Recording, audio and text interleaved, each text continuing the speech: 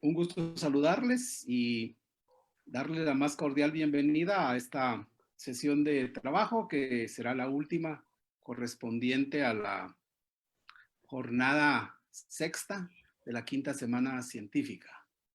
Mi nombre es Raúl Maas, soy investigador del Instituto de Investigación y Proyección sobre Ambiente Natural y Sociedad, y para mí es un gusto participar en esta actividad en donde haremos un análisis estructural a la gestión de recursos hídricos en Guatemala.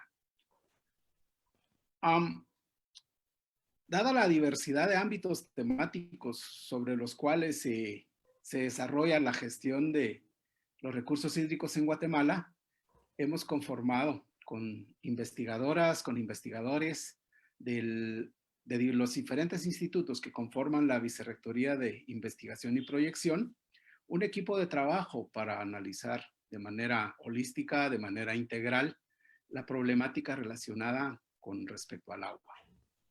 Esta semana los medios de comunicación han posicionado en el debate y en la opinión pública la problemática que genera la movilización de desechos sólidos y líquidos por el curso del río Motagua hasta el litoral atlántico y fundamentalmente la manera en la que se depositan estos desechos en esa parte, del Golfo, del Mar Caribe. ¿Cuáles son las causas que motivan esos procesos? ¿Cuáles son las dinámicas que sustentan la interacción de la sociedad y la naturaleza en torno al agua? ¿Cuáles son sus potenciales tendencias y dónde podrán estar las respuestas para atender esta problemática? Esas son algunas de las preguntas que motivaron la conformación de un equipo multidisciplinario, transdisciplinar, para darle un abordaje integral a esta situación. Para ello, me gustaría iniciar señalando que el análisis estructural es un instrumento que utiliza la Escuela de Prospectiva Francesa para realizar proyecciones de futuros. Y esas proyecciones de futuro se basan en la posibilidad de identificar los factores claves que movilizan, en este caso, la gestión de los recursos hídricos. Una gestión de recursos hídricos que debemos asumir como un proceso. Es decir, una acción de corto, mediano y largo plazo relacionada con el manejo del agua. Pero no solo del agua, sino de otros recursos asociados a ella, como los bosques y los suelos y otros elementos asociados como la diversidad biológica. Entonces, partiendo de lo que implica el análisis estructural, partiendo de lo que implica la gestión de recursos hídricos, vamos a tratar de identificar esos factores que contribuyan a maximizar el bienestar socioeconómico sin comprometer la sostenibilidad o la posibilidad de que la vida siga presente en los ecosistemas, porque al final de cuentas es el agua el elemento que sustenta la vida. En este ejercicio de investigación, como les decía, que es transdisciplinar, multidisciplinario, hemos contado con el apoyo de diversos investigadores, entre ellos Ajpú Pablo García, sociolingüista, que pertenece al Instituto de Investigación y Proyección sobre Diversidad Sociocultural e Interculturalidad.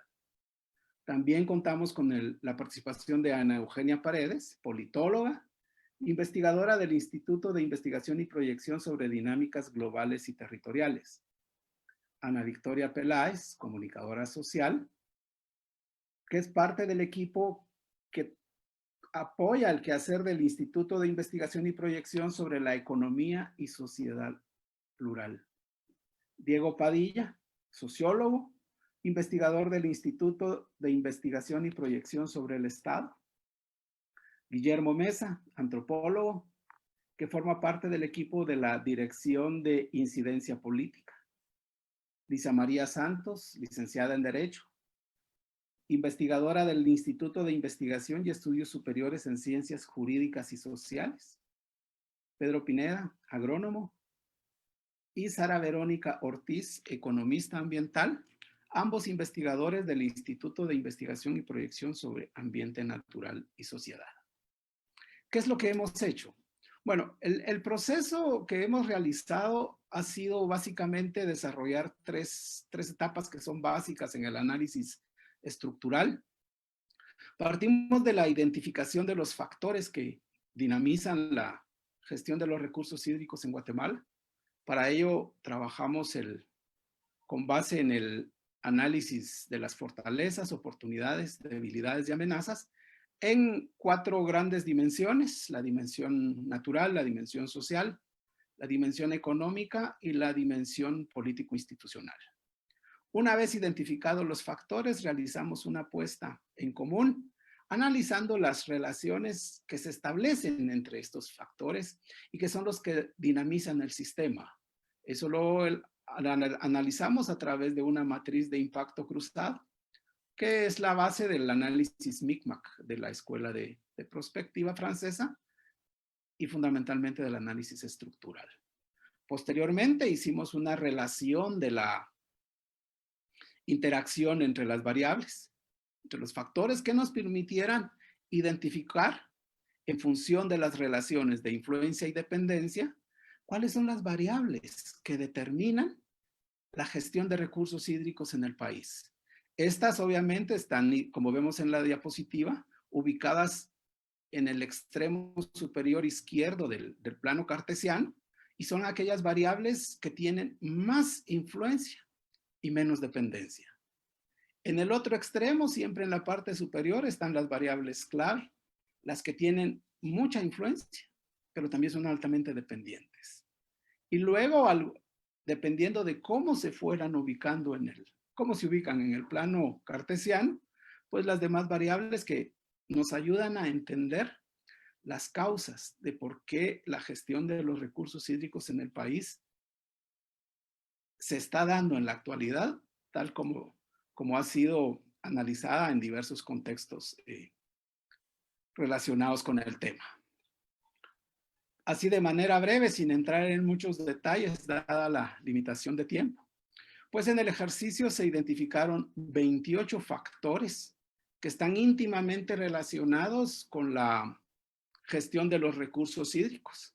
Cada uno de esos factores fue relacionado con los 27 restantes, lo cual nos permitió trabajar una matriz de doble entrada, es decir, una matriz de 28 por 28, en donde fuimos evaluando cada una de las relaciones que se establecen entre ellas, en función de una pregunta asociada a qué tanta influencia tiene el factor X sobre el factor Y. Si es una influencia directa y si existe o no existe influencia. Si existe influencia, ¿cuál es la intensidad de esa influencia? Con base en 3 parámetros básicos: una influencia débil, una influencia media o una influencia fuerte. La matriz, al completarse, pues se multiplica por sí misma y nos permite entonces poder establecer esas relaciones de influencia-dependencia en términos de coordenadas. Cada variable adquiere una coordenada con la cual nosotros podemos construir un plano cartesiano, como el que presentamos en la diapositiva, y que nos permite de alguna manera observar esas relaciones. En el primer cuadrante, es decir, el que se encuentra en la parte superior izquierda, vemos los factores que tienen mayor influencia y menor dependencia. Mientras que en el cuadrante siguiente podemos ubicar, si cambiamos la diapositiva, por favor, aquellos factores que tienen alta influencia y alta dependencia. Dadas las condiciones y las limitaciones de tiempo, vamos a enfocar nuestra mirada básicamente en este último cuadrante, ese cuadrante donde están los factores de alta influencia y alta dependencia. Cada uno de estos, algunos de estos factores van a ser analizados por las investigadoras y los investigadores que hemos participado en este ejercicio. Es decir, entraríamos ahora al análisis de los hallazgos. ¿Qué es lo que hemos encontrado en este ejercicio de análisis estructural a la gestión de los recursos hídricos en Guatemala? El primero de ellos es el que está relacionado con el modelo de desarrollo. Y yo quisiera solicitar entonces a Ana Victoria, si nos pudiera comentar las interpretaciones de esa relación entre el modelo de desarrollo y la gestión de recursos hídricos en Guatemala.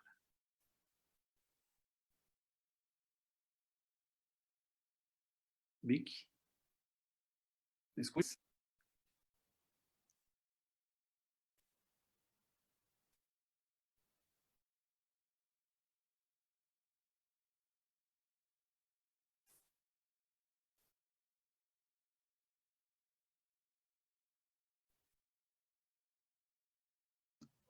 Sí, enciendes tu Perdón. micrófono, Vicky. Sí, ahora sí. Sí, te escuchamos. Adelante. Gracias. Bueno, en el ejercicio de análisis sobre el uso del agua, el modelo de desarrollo actual emergió como una variable muy influyente y condicionante, además de otras variables. Sí, como lo pudimos observar en el gráfico que acaba de mostrar el doctor Maas. Se observó mucho una lógica extractivista en cuanto al uso del recurso agua, aunque no me gusta mucho utilizar esta categoría de recurso. Y de esta observación es que se identificó el modelo de desarrollo actual como una variable altamente condicionante de otras. En el caso del uso del agua, pues se prioriza el consumo y la extracción del agua vista como recurso, sin tomar en cuenta su importancia para la vida humana y los ecosistemas, tanto actuales como a futuro, ¿verdad? Es una cuestión de sostenibilidad. Y es común que en la dimensión económica se vea al agua como mercancía y no se dimensione otro valor que también tiene, tan importante como la dimensión social y la dimensión ambiental. Esta valoración del agua como mercancía o como insumo para actividades productivas limita también que se le pueda ver en esta dimensión del agua como un recurso para la vida, ¿verdad? Y si lo vemos en una dimensión más profunda, como la vida misma, que algunos autores y autoras se permiten describir y ver al agua. Incluso desde cosmovisiones más allá de una mirada puramente mercantilista, el agua es un elemento de la naturaleza que provee vida, ¿verdad? La vida en sí. El agua como vida. En el modelo de gestión actual, el acceso al agua además está ligado a la capacidad de pago, y esto creo que es fácil verlo si se ve en un mapa cómo está el acceso al agua en los diferentes territorios, cuando debería ser pues un bien de acceso universal, empezando con, pues si lo vemos desde el paradigma de las necesidades básicas. Por ejemplo, casi no se te contemplan o no se prevén tarifas escalonadas para el servicio de abastecimiento domiciliar de agua potable, incluso considerando que en algunos casos haya que proveer servicio gratuito o subvencionado, atendiendo a las circunstancias de pobreza y de pobreza extrema de algunos hogares. Si lo vemos, por ejemplo, desde las medidas de pobreza, desde el método de necesidades básicas insatisfechas, con una necesidad básica que no esté satisfecha, ya un hogar se cataloga como pobre, y muchas veces esa necesidad insatisfecha es el acceso a agua. Pues este modelo de acceso definido por capacidades de pago tiene consecuencias, como por ejemplo que otro tipo de consecuencias también de inequidades, por ejemplo, territorios rurales o territorios rururbanos, que en estas nuevas categorías, pues lo podemos decir, son territorios que tienen fuentes de agua que proveen a viviendas urbanas. Y muchas veces los hogares que están en estos espacios que proveen de agua a viviendas urbanas tienen acceso al agua, pero a un costo mayor que el que pagan las viviendas de los espacios urbanos que se benefician del agua que proveen los espacios rurales, ¿verdad? Pues hay una dimensión de inequidad ahí y de regulaciones que no está bien y que distorsiona este modelo. Vale la pena entonces preguntarnos cómo se cuida y cómo se valora el agua en las actividades económicas, porque se tiende a medir por la contaminación, por las emisiones de carbono, por la escasez que generan algunas actividades productivas, pero más allá de verlo como la vida misma, creo que no hemos llegado. Continuaremos entonces viendo el agua como mercancía. Y aquí quisiera citar el numeral 48 de la encíclica Laudato Si, que dice: la contaminación del agua afecta particularmente a los más pobres que no tienen posibilidad de comprar agua envasada. Pero más allá de eso, cita en el numeral 30, y con esto quisiera terminar. El acceso al agua potable y segura es un derecho humano básico, fundamental y universal, porque determina la sobrevivencia de las personas y por lo tanto es condición para el ejercicio de los demás derechos humanos. Este mundo tiene una grave deuda social con los pobres que no tienen acceso al agua potable, porque eso es negarles el derecho a la vida radicado en su dignidad inalienable. El problema del agua es, en parte, una cuestión educativa y cultural, porque no hay conciencia de la gravedad de estas conductas en un contexto de gran inequidad. Muchas gracias. Gracias a ti, Vicky. El segundo tema sobre el que quisiéramos hacer énfasis es en el metabolismo socioeconómico, que también tiene un impacto significativo en la gestión de los recursos hídricos en Guatemala. Para ello, pediríamos a Sara Ortiz si nos puede compartir sus opiniones al respecto. Muchas gracias, Raúl. Bueno, el metabolismo económico, tendríamos que recordarnos en primer lugar que el ser humano y sus actividades económicas y sociales utilizan los materiales y la energía que está disponible en los ecosistemas y como recursos naturales. Esto para preservar la vida humana y con el fin de producir diferentes bienes y servicios. Al mismo tiempo, todas las actividades humanas generan residuos, ya sea en la forma de desechos sólidos o en la forma de emisiones, que pueden afectar a los ecosistemas y la capacidad que estos tienen para proveer servicios ecosistémicos, entre los cuales se puede mencionar la provisión del agua. El metabolismo socioeconómico, entonces, toma en cuenta todos estos flujos de materiales y energía y permite distinguir y comparar entre las diferentes culturas, sociedades o regiones, dependiendo de cómo se están manejando estas entradas y salidas del sistema. De esta forma, pudiendo evaluar diferentes formas de producción o para poder determinar la presión que se ejerce sobre los ecosistemas y buscando comprender estas interrelaciones. El agua, como bien lo mencionó Vicky, es consumida y utilizada como materia prima o como insumo para variedad de actividades económicas, pero al mismo tiempo se toma como un bien comercializable por sí mismo. De acuerdo con el análisis que realizamos nosotros, el metabolismo socioeconómico influye y depende de los usos potenciales, tomando en cuenta el modelo de desarrollo país y la prevalencia que ha tenido el interés privado por sobre el interés público, lo que ha generado también problemas en el acceso al recurso. Además, la mayoría de fuentes de agua en Guatemala se encuentran contaminadas por ser un cuerpo receptor de desechos y por la falta de tratamiento que se tiene de estos. De esta forma, podemos observar que todas estas interrelaciones entre economía y naturaleza se retroalimentan entre sí, por un lado permitiendo el aprovechamiento del recurso hídrico y al mismo tiempo afectando los usos que se le pueden dar al agua, dependiendo de la calidad y cantidad en la que se encuentren. Y estos mismos factores también afectan a los ecosistemas y su capacidad de mantener la regulación del flujo hidrológico. Finalmente, es importante mencionar que el sistema económico y el sistema social son realmente subsistemas del sistema ambiental, que es el que al final nos provee los límites de aprovechamiento. Muchas gracias. Gracias, Sara. Agradecemos tu contribución. Tanto el modelo de desarrollo como el metabolismo socioeconómico también se sustentan en los derechos de propiedad sobre los recursos hídricos. Y acá yo quisiera solicitar a Lisa María si nos pudiera dar una lectura de este tema. Ok, gracias, buenas noches. Bueno, yo les quería compartir una variable que encontramos como equipo y es los derechos de propiedad del agua. Y les comento un poquito, fue un poco difícil poder definir esta variable, porque no sabíamos cómo podríamos hablar de derechos de propiedad privada del agua cuando la Constitución establece que todas las aguas son de dominio público. Entonces teníamos una discusión y lo que decidimos fue partir del área legal, ¿verdad? Y encontramos que antes de nuestra Constitución, pues había legislación que sí permitía adquirir derechos de propiedad privada de determinadas aguas. Un ejemplo básico, el dueño de un predio abría un pozo y esas aguas subterráneas prácticamente le pertenecían al dueño. En los institutos empezaron a compartir historias de cómo comunidades, municipalidades o particulares actualmente todavía venden esos títulos de propiedad, ¿verdad? De un pozo, de fuentes de agua, de parte de cauces de río que atraviesan predios. Y entonces concluimos que pues ya sea de hecho o de derecho, el dominio de aguas privadas en Guatemala es una realidad, ¿verdad? Y esta variable, pues para nosotros, en la metodología que compartió Raúl, la identificamos como con efectos negativos, ¿verdad? Es una variable negativa y es altamente dependiente, pero de influencia.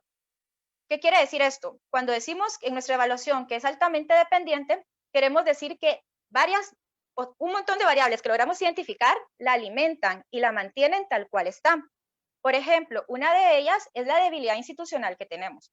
O sea, Guatemala es increíble, pero no tenemos un inventario de aguas, no tenemos un registro, un catastro, no sabemos qué derechos de propiedad se otorgaron, qué usos o aprovechamientos hay. Entonces, este descontrol mantiene a esta variable. Por otro lado, tenemos una política informal que mantiene con tráfico de influencias que permite que esta variable permanezca. Obviamente, pues tenemos una carencia normativa, no tenemos una ley de aguas que regule cómo vamos a hacer ese traspaso de propiedad privada a un dominio público. En sí, encontramos que esta variable es altamente dependiente de otras, pero a la vez, esta influye en otras variables y es altamente influyente. Y esto es un poquito lógico. Si pensamos que el agua es privada, pues obviamente vamos a ver que va a influir en la variable de propiedad privada que predomina sobre el derecho público, ¿verdad? También tenemos que va a variar en la disponibilidad, va a influir en la disponibilidad y en la calidad.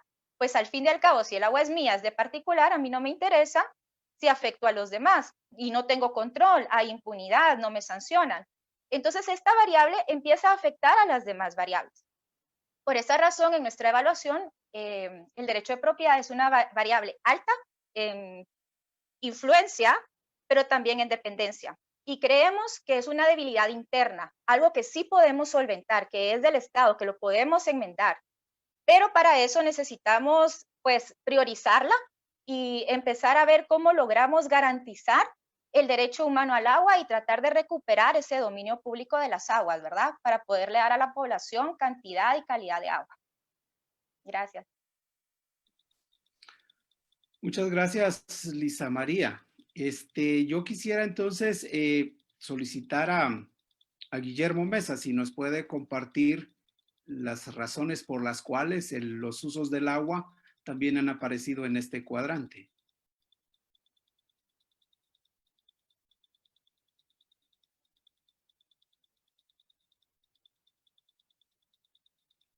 Guillermo.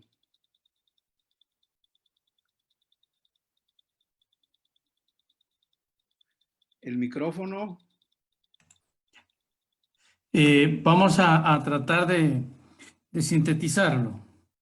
El uso del agua, como lo acaba de decir Lisa, constitucionalmente es un bien de dominio público. Irónicamente, en Guatemala eso no es así, pero somos un país lleno de ironías. El YARNA en el 2008 hizo un señalamiento diciendo que Guatemala tiene suficiente agua. O sea, es un problema que no deberíamos de tener, pero al mismo tiempo dijo que el problema del agua es porque hay pocas capacidades de gestión de esa misma agua. Entonces, estos son dos primeros puntos para que luego veamos el uso que tiene el agua en Guatemala.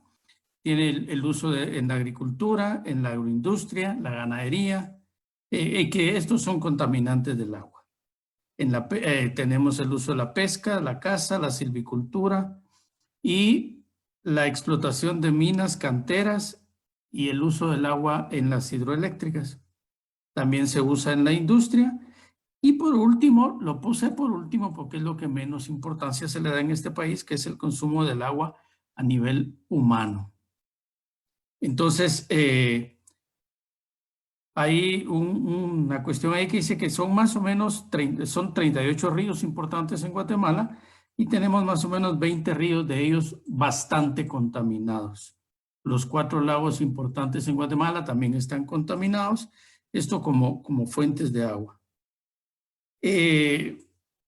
Esta forma del uso del agua o de la gestión del agua va a depender mucho del territorio y de las personas que ejercen poder en ese territorio. Por eso la agroindustria es la que más consume agua, la mina, las hidroeléctricas, la industria, son las que más están consumiendo el agua de este país y son las que también contribuyen a la contaminación de los ríos. Entonces, a pesar del agua, de la suficiente agua que tenemos en Guatemala, con ese informe del YARNA, nos damos cuenta que todavía muchísimas de las comunidades rurales en la época de invierno lo que hacen es tener sus reservorios de agua de lluvia. Irónicamente, los ríos pasan por ahí, pero ellos no pueden tener su motor para hacer llegar el agua, y luego en los lugares donde nace el agua, donde están los nacimientos de agua, también los dueños son los encargados de cobrar por la venta de esa agua. En los barrios y colonias marginales y asentamientos, no solo de la ciudad capital, sino de otras ciudades grandes del país, nos damos cuenta que en algunos hay tuberías para que haya agua potable, el agua no llega. Llega aire y les cobran el aire. Entonces, lo que hay es unos camiones que se encargan de abastecer con precios regularmente altos del suministro del agua, pero que no tienen ninguna garantía de higiene esa agua que están transmitiendo, que están llevando. Entonces, el uso en Guatemala, pues, es un tema de poder económico llevado o manipulado desde la gestión y no un bien en beneficio de la población. Gracias. Muchas gracias, Guillermo.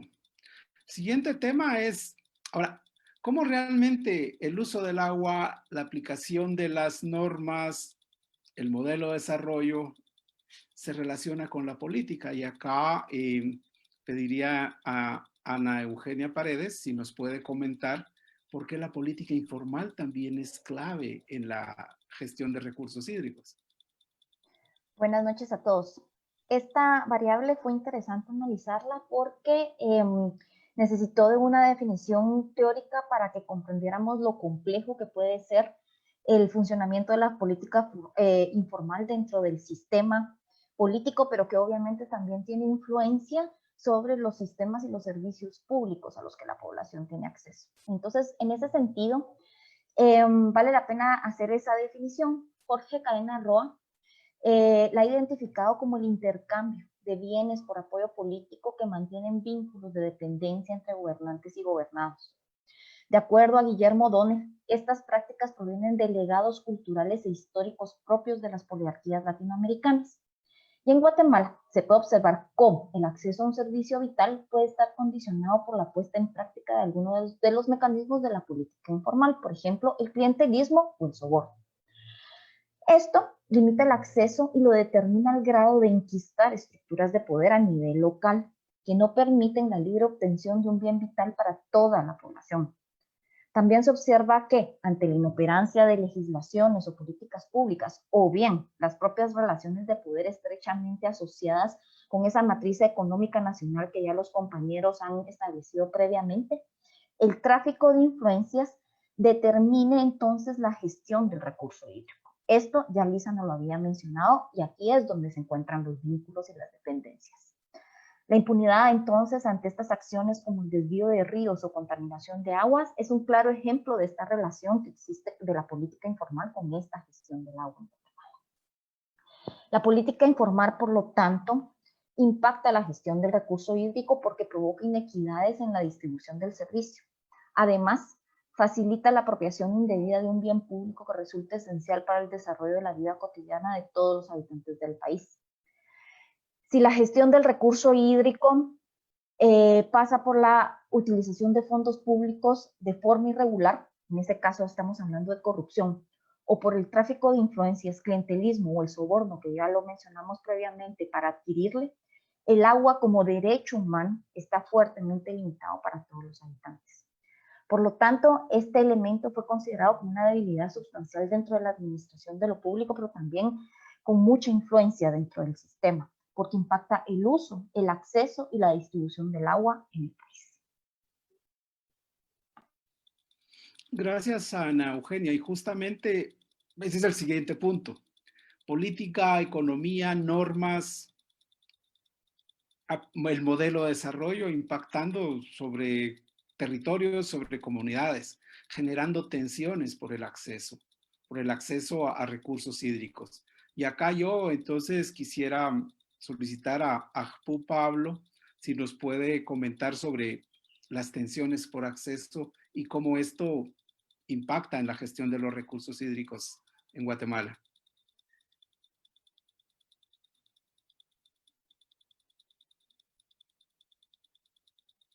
El micrófono.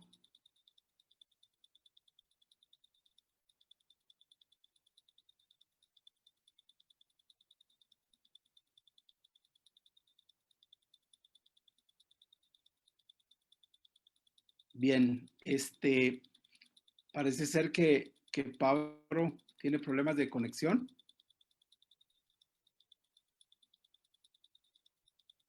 Está congelada la imagen. Bueno, desafortunadamente Pablo se ha desconectado justamente ahora que íbamos a tratar el tema. Vamos a esperar que se incorpore. Y mientras tanto, yo pediría entonces a Diego Padilla si nos puede compartir las lecturas o interpretaciones a esa tensión que se genera entre el interés privado y el interés público en la gestión de los recursos hídricos en Guatemala. Adelante, Diego. Gracias, Raúl. Esta variable que nosotros identificamos, la presentamos como la prevalencia del interés privado sobre el interés público. Sin duda los compañeros anteriormente ya lo plantearon de alguna manera, entonces esto servía también para puntualizarlo, ¿verdad? Pero desde un plano un poquito tal vez más amplio. Esta prevalencia la definimos en particular como la prioridad que se le da a la industria de las actividades económicas con derechos de propiedad privada en lugar del acceso a la población en general del recurso, ¿verdad? Y en ese sentido es visto como una amenaza, ¿verdad?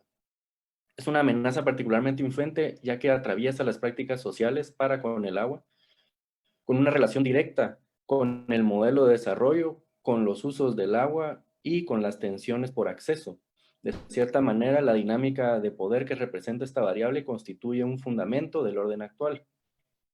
Aunque en el texto constitucional el agua es definida como un bien público, como ya lo plantearon los compañeros, el ordenamiento jurídico del agua se rige por una hipertrofia de la ley vigente en detrimento de cualquier proceso de planificación hídrica. Recordemos que sin una ley de aguas, el orden institucional del agua se basa únicamente en las normativas del Código Civil y por lo tanto en las normas de derecho privado que sirven para regular las relaciones civiles de las personas físicas, jurídicas, privadas o públicas. La legislación vigente descansa entonces en lo que se ha llamado criterios y principios jurídicos del siglo XIX y principios del siglo XX, o en el principio de agua como propiedad, ¿verdad? Es decir, el ordenamiento jurídico social permite que el agua sea apropiada y también se permite que se regulen las relaciones entre las diferentes personas jurídicas o físicas, ¿verdad? Que detienen derechos de agua, pero hasta ahí, ¿verdad? Ya que la base del ordenamiento es la definición de los procedimientos con los que se extienden estos derechos de uso, ¿verdad? Y qué se puede hacer en caso de que haya conflicto entre dos personas, ¿verdad? Por el uso. Esto limita entonces cualquier proceso de planificación hídrica nacional. En Guatemala no hay planificación hídrica nacional hasta la fecha y desde la creación del Estado-Nación.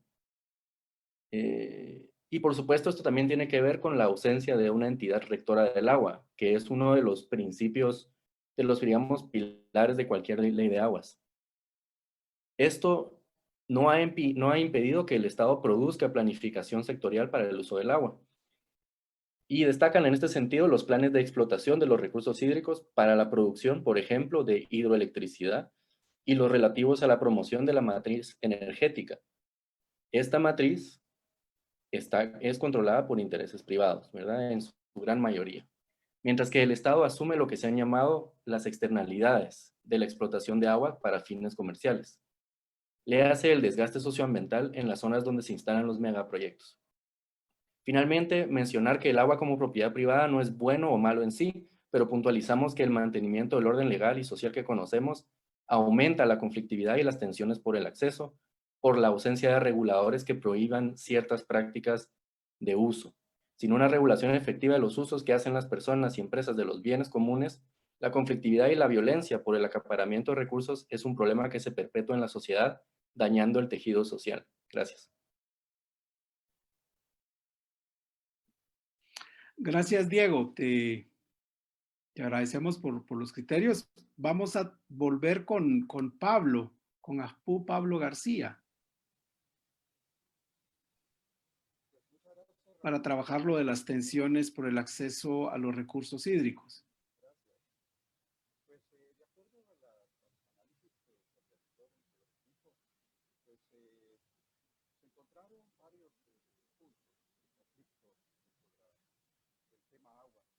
Bueno, al parecer, Pablo, si pudieras abrir el micrófono.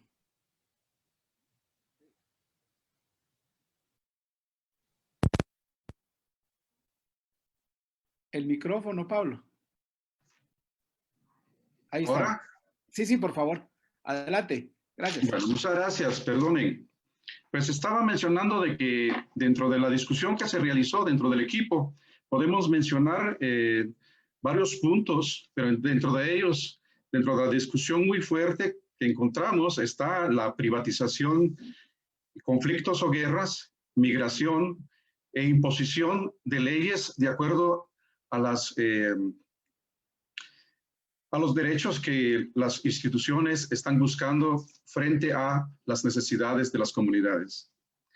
El tema que se ha incrementado en este momento, pues, sobre las tensiones entre las comunidades, también se está dando también las tensiones regionales y por lo mismo se ha dado también tensiones entre los vecinos, países cercanos nuestros como hermanos, pero se ha dado estas tensiones también. El tema de migración no es nuevo, sino que se ha venido dando también desde hace muchos años o siglos atrás, pero en este siglo en que estamos, del siglo XXI, creo que se ha incrementado mucho este tema de regionales, internos y externos en Guatemala, obligatoriamente que se está dando también ese tema de migración. Muchos de los personas que se mueven, de pueblos a pueblos o de comunidad a comunidad, se han establecido en varios tiempos de territorio. Ese tema pues ha venido trayendo conflictos entre las comunidades por el consumo de agua también, ¿verdad? Por tal razón, esas indiferencias entre los territorios de las comunidades, existe esa lucha dentro de la lucha para el tema de agua. Las autoridades locales pues están muy, en este momento en resistencia, comunidades en resistencia en la defensa del agua por las mismas circunstancias o problemas que se han provocado dentro de estos movimientos. Por otro lado, están las empresas que también transnacionales que promueven leyes acorde a sus intereses mercantilistas, que también ha provocado tensiones viendo desde el punto de vista de los pueblos originarios en este momento. Los que se puede pretender de estas leyes, pues para controlar los territorios de las aguas, los ríos y lagos en estos momentos. Leyes que impulsan realmente inseguridad, privatización de derecho de uso y como un derecho humano en la actualidad. Hoy los colectivos y comunidades en resistencia están en contra de esas iniciativas conservaduristas en Guatemala. Iniciativas que realmente va contradiciendo los conocimientos y pensamientos de los pueblos originarios para la conservación del agua. Y realmente hay mucho peligro en ese sentido porque hay también momentos que las comunidades están pensando de que sean también retirados en sus propias comunidades, como se ha hecho también en otras comunidades, como en las áreas Erchi, promesas que se han hecho y no se han cumplido hasta hoy día. Por los intereses de esos sectores de privatización, también ha generado entre comunidades mediante prácticas de políticas informales, como acaba de mencionar también la compañera. Y gracias por escucharnos. Estos son como puntos pues, de partida sobre ese tipo de problemas, de tensiones que se encuentran en las comunidades y en Guatemala. Muchas gracias. Gracias a ti, Pablo. Tensiones, poderes, poder económico, poder político, todo eso sustentado sobre las dinámicas naturales que se manifiestan obviamente en los usos de la tierra, que es un tema que también aparece con bastante influencia y con bastante dependencia, y es un tema que yo pediría a Pedro Pineda que nos dé una breve mirada sobre esa interrelación entre los usos de la tierra y la gestión de los recursos hídricos. Adelante, Pedro.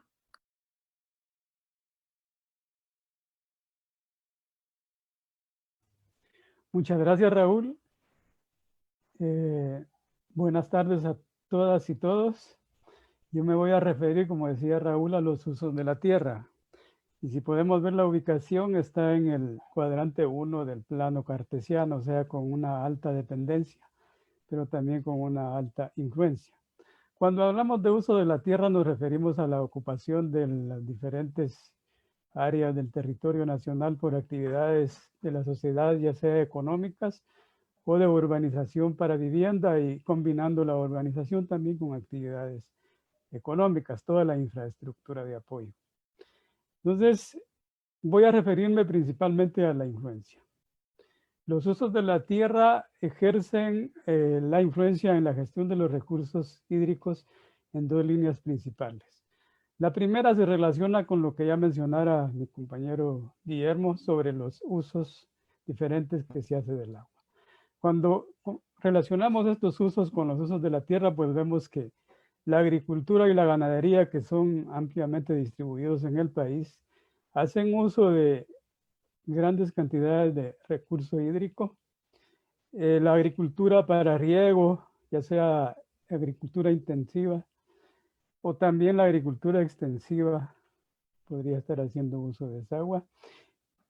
Y la ganadería también para el mantenimiento de las cabezas de ganado. Eso es en una línea, ¿verdad? En la otra línea tenemos de que estos usos, principalmente agricultura y ganadería, hacen una eliminación de la cobertura forestal para poder desarrollarse. Esta eliminación de cobertura forestal provoca un desequilibrio en la infiltración del agua cuando llueve, provocando una mayor escorrentía. Entonces vemos que ya no hay una alimentación adecuada de los mantos freáticos, que alimentan a su vez a los cuerpos de agua como ríos, manantiales o lagos. Y al mismo tiempo, un uso también considerable que puede estropear, por así decirlo, esta infiltración es el uso urbano que mencionaba. La impermeabilización del suelo, ya sea por asfalto o concreto, también provoca un desequilibrio en esa infiltración y por lo tanto una disminución de los mantos freáticos, y que se ve también en la disminución de la capacidad de los pozos de proveer agua a esos mismos centros urbanos. Únicamente, gracias. Gracias Pedro. Hemos recibido algunas preguntas y hay una que específicamente está dirigida hacia Ana Eugenia en términos de la política informal.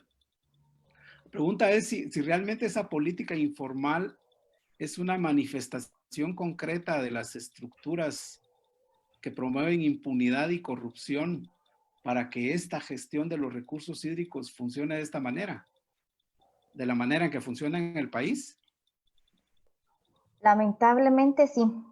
Es una de las estructuras de las prácticas de la política no escritas que son determinantes de todo el sistema.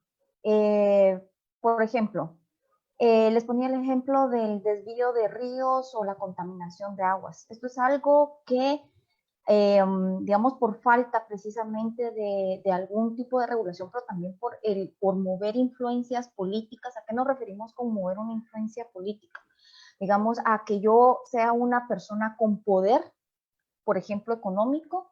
Puedo poner, por ejemplo, el ejemplo del derrame en Petén, de desechos de la petrolera, y hasta dónde, digamos, esta situación va a poder ser resuelta, porque pueden haber flujos de poder estrechos y mecanismos económicos que hagan que el sistema no se mueva para resolver algo a favor de las comunidades o del medio ambiente que se ha determinado.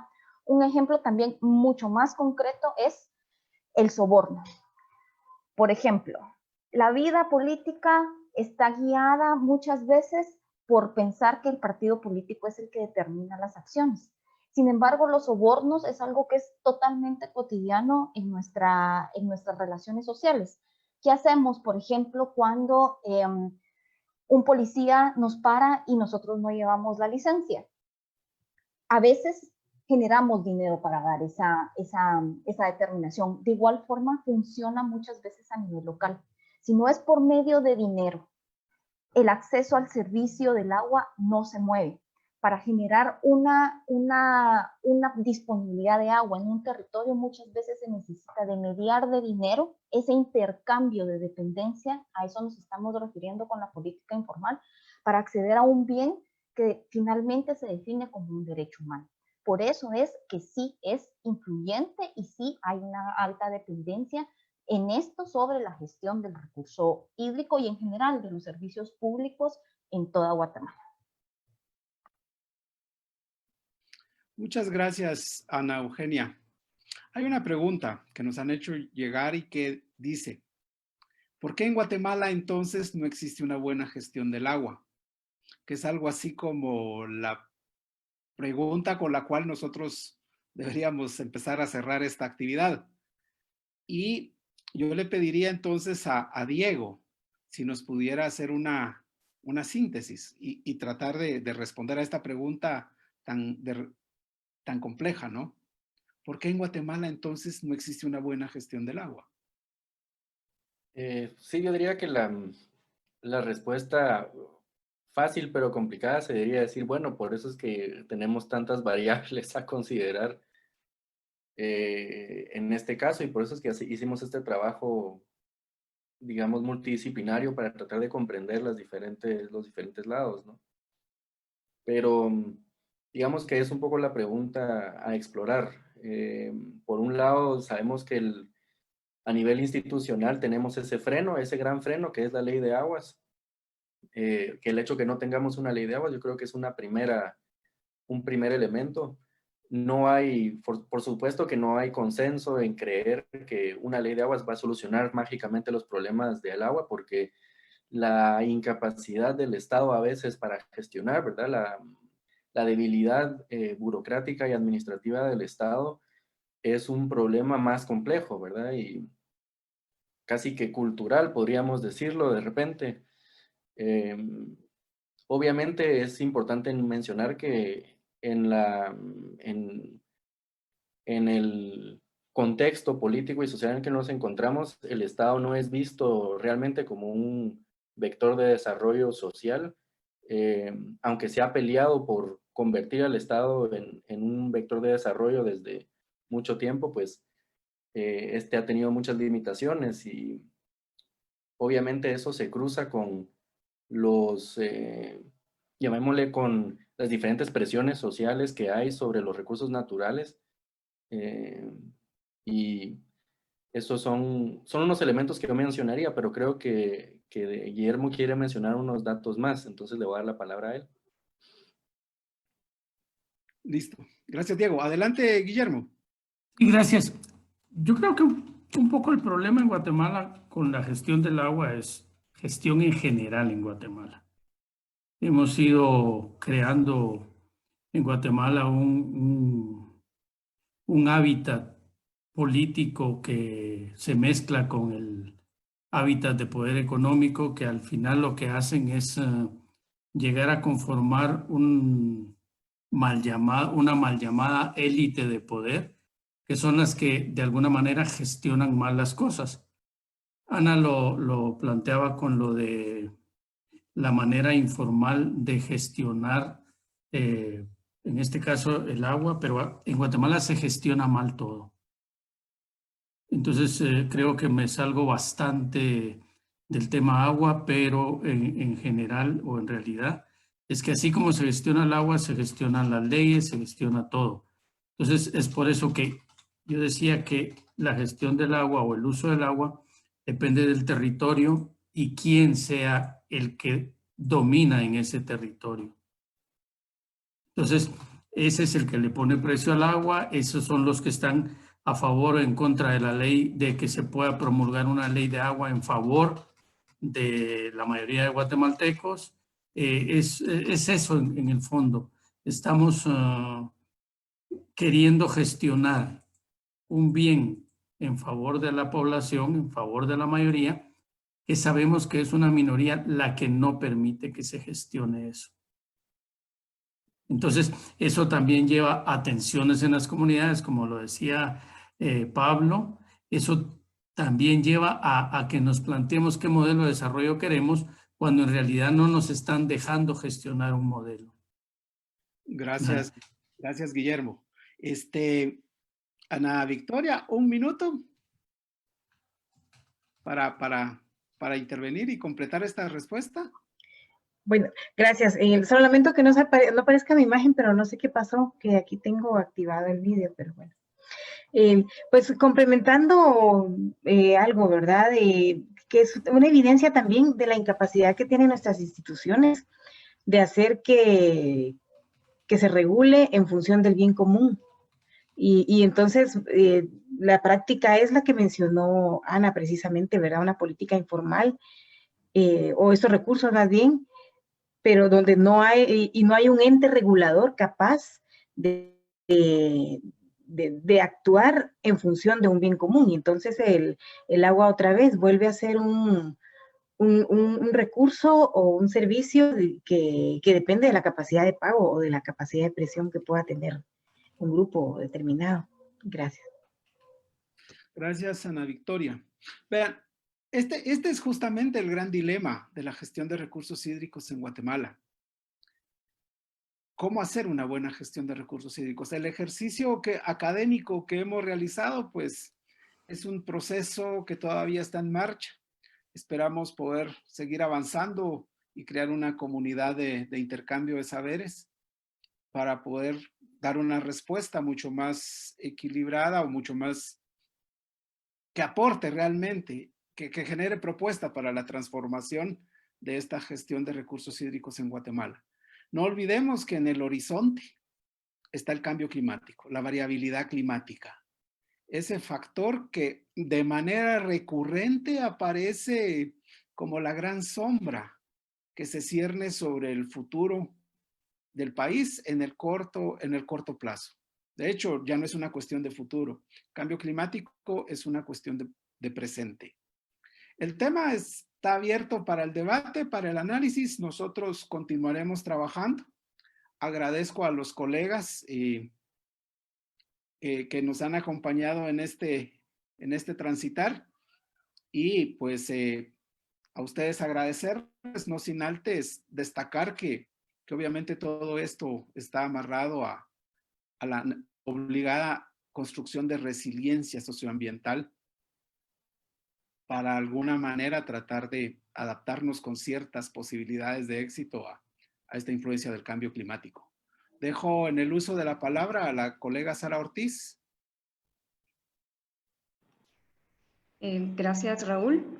De esta forma, agradecemos a los panelistas y al público en general por habernos acompañado en la 6ª jornada de la Semana Científica titulada Resiliencia Socioambiental en el marco de la nueva normalidad, una visión desde la academia, que estuvo a cargo del IARNA y de la Facultad de Ciencias Ambientales y Agrícolas. Los invitamos cordialmente a que se unan en el Facebook de la Vicerrectoría de Investigación para la conferencia de clausura titulada La transición ecológica en países del sur, que se impartirá ahorita a las 7. Al mismo tiempo, les recalcamos que nos pueden contactar vía Facebook si tienen alguna pregunta o requerimiento de información adicional o a través de nuestro correo electrónico iarna@url.edu.gt. Que tengan una muy buena noche y gracias a todos.